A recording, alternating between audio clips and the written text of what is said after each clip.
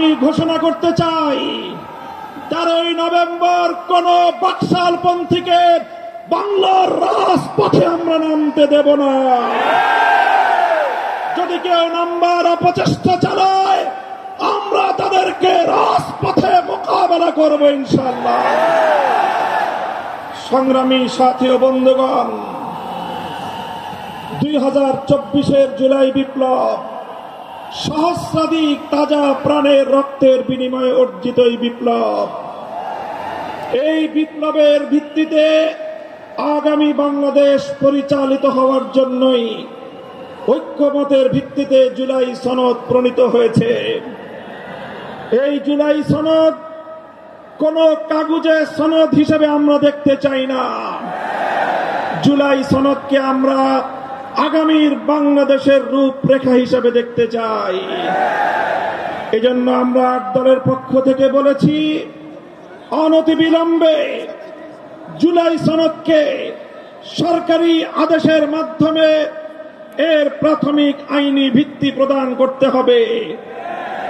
এরপরে আগামী ত্রয়োদশ জাতীয় সংসদ নির্বাচনের পূর্বেই গণভোটের মাধ্যমে জুলাই সনদকে চূড়ান্ত আইনি ভিত্তি প্রদান করতে হবে।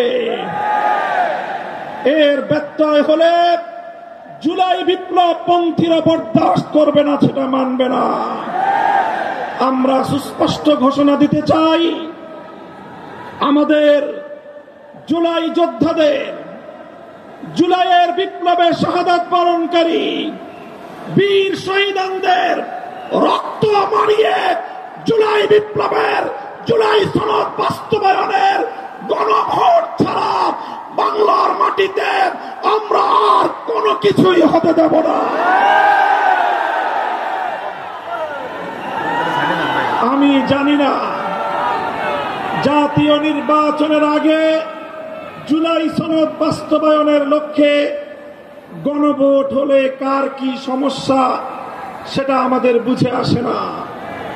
আমাদের সমস্যা হলো জুলাই সনদের গণভোট ছাড়া যদি জাতীয় সংসদ নির্বাচন অনুষ্ঠিত হতে থাকে, জাতীয় সংসদ নির্বাচন যদি তফসিল ঘোষণা হয়ে বাস্তবায়িত হয়, অনুষ্ঠিত হয়, সেখানে অনেকগুলো বড় বড় জটিলতার সৃষ্টি হবে।